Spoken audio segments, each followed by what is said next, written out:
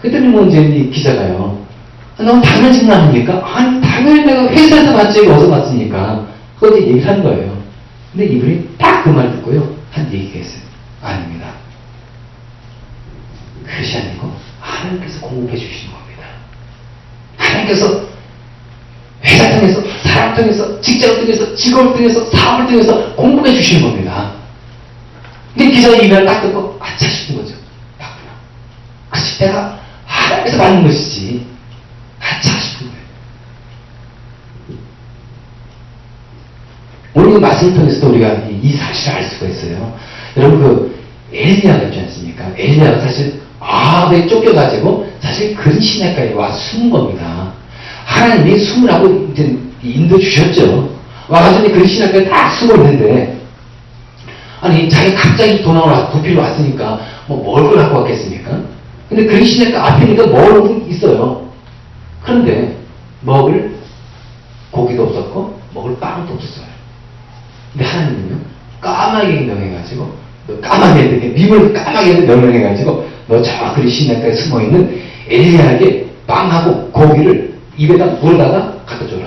아침, 점심, 저녁 때마다 까마귀가 딱 나와가지고 먹을 빵하고 고기를 딱딱딱 나눠주는 거예요. 기가 막히지 않습니까? 하나님께서 이제 우리를 공급하시는데 이런 미물을 사용하셔요. 미물을. 근데 이제 이 가뭄이 있었으니까 그 시대까지 말하지 않았겠습니까? 그러니까 이제 또 이제 거기 있으면 안 되는 거예요, 또. 또 하나님은 또 이 엘리야에게 또 어떻게 또 명령하시냐면은 너는 자, 사르밧에 있는 한 가옥에 가거라. 내가 다 벌써 얘기해가지고 벌써 너에게 먹을 것을 다 공급해놨다. 그럼 이제 이게 가는 겁니다. 근데요, 사실 여러분 그 당시 과부는 어떤 사람인지 아십니까? 남편이 없잖아요. 남편이 없으니까 차별당하고 사람에게 무시당하고 그리고 또 경제적인 활동이 남편이 주로 했지만은 남편 죽으니까 이 여인은 어떻게 된 겁니까? 경제적인 활동이 빈약한 거예요. 가난할 수밖에 없는 거예요. 가난할 수밖에. 그러니까 그 당시 이 과부는요 가난한 사람의 대표적인 상징이었어요. 근데 이 엘리야 보고 가난한 이 과부에 가라고 하니까 아니 하나님 이 여인을 저 좀 먹여주려고 그러면은 저 부자 있으면 보내줘가지고 좀 실컷 먹게 해주면 어떻습니까 하나님? 근데 이 가난한 과부에게 저를 보내시면 제가 어떻게 먹겠습니까 하나님? 이렇게 불평하지 않았어요. 갔어요. 여러분 엘리야가 왜 불평 없이 간지 아십니까? 하나님께서는 지금 자기에게 지금까지 어떻게 지금 공급해 주셨습니까? 먹을 것을 까마귀를 통해서 먹여주셨잖아요. 공급의 원리를 안 거예요. 이 엘리야는.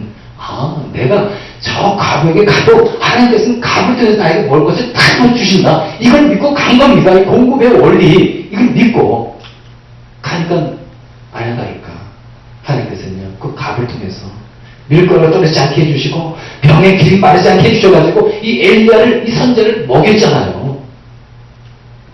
공부해 주시는 거 하나님. 뿐만 아니죠. 이 사람과 가부는 어떻습니까? 철바가지에 빠져 있었던 이 사람과 가부 또 하나님께서 엘리야를 보내주셔가지고 그 뒤에 항아리에 그 밀가루가 떨어지지 않게 해주시고 병의 그 길이 마르지 않게 해주셔가지고 그 가부에게도 어떻게 주셨습니까? 기적적으로 채워주셨어요. 기적적으로. 어떻게 보면 그 병에 기름병이 뭐 크지 않았겠지만요. 그 당시 기름 비쌌습니다. 근데 그 비싼 기름의 그 병에 기름이 마르지 않을 수 있을까요? 따르면 또 생기고, 따르면 떨어지면 하면 또 생기고. 이 뒤주에 이 항아리에 그 밀가루도요. 퍼가지고 다 이거 반죽해가지고 기름칠해가지고 딱 요리해가지고 다 떨어지면 되고 딱 보면 또 가득 차있고. 기적적인. 사람의 생각을 이해할 수 없을 정도로 하나님께서는 우리 그 당시 백성들을 엘리야를 과부의 그 가정을 살리셨어요. 공급해 주셨어요. 하나님은요 우리에게 공급하시는 분이십니다. 이런 일들이 신약에도 일어나지 않았습니까? 마태복음 14장에 보시면 거기에 그 500의 사건 나오잖아요. 예수님께서 이제 가시는데 글쎄 그 무리가요 예수님을 따라가는데 몇 명이 따라가느냐? 남자만 5,000명이 예수님 따라갔어요. 따라가가지고 남자만 5,000명이면은 그 여자는 없었겠습니까? 아이들은 없었겠습니까? 노인들은 없었겠습니까? 한 2만에서 2만 5천 명을 추산할 수 있겠죠. 예수님을 따라갔으니까. 그래서 이제 저녁이 되는데도 이 무리들이 예수님을 떠나지 않는 거예요. 예수님 곁을. 예수님이 거기서 병자도 고쳐주시고, 그리고 또 그냥 이 하늘의 이 기가 막힌 이 하늘의 말씀을, 그냥 이 말씀을 가르치지 않았겠습니까? 그러니까 그 말씀이 너무 좋은 거예요. 하나님 예수님이 계셔가지고, 우리의 진짜 이 아픔을 치료해주시고, 이것이 너무 좋아가지고, 해가 거의 저녁이 돼가 떨어졌는데도 불구하고, 이들이 가지 않는 거예요, 집으로. 예수님은요, 그들 형벌을 하신 거예요. 지금 해가 지금 거의 다 떨어져가지고, 저녁이 됐는데, 그럼 얘들은, 그럼 이 백성들은, 그럼 뭘 먹을 것이냐? 지금 이 근처 마을에 있다 하더라도 2만 명, 2만 5천 명 되는 사람이 일시에 내려가가지고 어떻게 저녁을 해결할 수 있겠어요? 해결할 수가 없는 거죠. 근데 예수님은 그걸 다 하신 거예요. 형편도 하시고, 저도 사정도 하시고, 때도 하시고, 야, 안 되겠다. 그래서 불쌍히 오셔가지고요. 그 다음에 이제 그 근처에 그 아이들 하나, 아이가 가지고 있었던 도시락, 떡 5개, 빵 5개, 그 다음에 물고기 작은 2마리.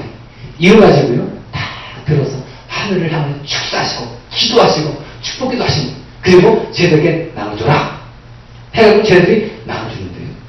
아니 떡 5개 그리고 물고기 2개를 쟤들에게 주는데 떨어지지 않는 거예요. 그 강줄에서 꺼내가지고 주는데도 계속 차고 넘치는 거예요. 그래서요, 여러분 거기 남자만 5천 명, 그리고 거기에 2에서 2만 5천 명 된 사람이 실컷 배불리 먹고도 12광주리가 남았어요. 예수님께서도요, 우리의 필요를 아시는 거예요. 우리의 사상과 형편을 다 아시고 어떻게 하시는 겁니까? 채워주시잖아요. 풍성하게 100% 주시잖아요.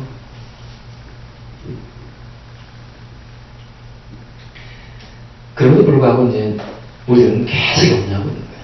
하나님께서 우리에게 진짜 필요를 채워주시고, 또 우리가 이제 어려운 상황이 딱 있을 때는 다 미리 준비해가지고 다 대비하고 계시는데도 불구하고 우리는 계속 염려하고 있는 거예요.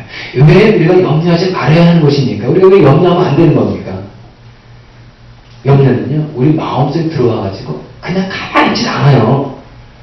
우리 마음속에 딱 들어와가지고 이 염려는요, 나쁜 일을 행합니다. 나쁜 짓을 해요. 여러분 마가복음 한번 보겠습니다. 마가복음 4장에 보면은요, 18절 19절 이런 말씀이 있어요.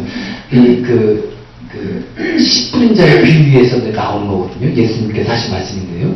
가시덤불 속에 뿌려지는 것들이란 달리 이런 사람들을 가리키는데, 그들은 말씀을 듣기는 하지만 세상의 염려와 재물의 유혹과 그 밖에 다른 일에 욕심이 들어와 말씀을 막아서 열매를 맺지 못한다. 여러분, 우리에게 하는 말씀 들을 때요, 말씀이 들어와가지고 내 마음에서 풀려져서 그 말씀의 씨가 심어져가지고 그 말씀의 씨 때문에 열매가 맺어지는 거예요. 여러분 말씀을 열심히 들으셔야 합니다. 들어야지 열매가 맺어지는 거예요. 말씀 들어야지. 그런데 이거 보시기 바랍니다. 그런데 세상의 염려, 재물의 유혹, 그 밖에 다른 일의 욕심, 그러니까 염려, 재물의 유혹, 그 다음에 욕심이 들어가지고 뭘 막는자, 무엇을 막습니까? 말씀 막는 거예요. 여러분 말씀 들을 때 딱 말씀 들어오지 않습니다. 그럼 여러분 뭘 하고 있는 겁니까? 내가 세상에 염려를 하고 있는 거예요. 근심을 하고 있고,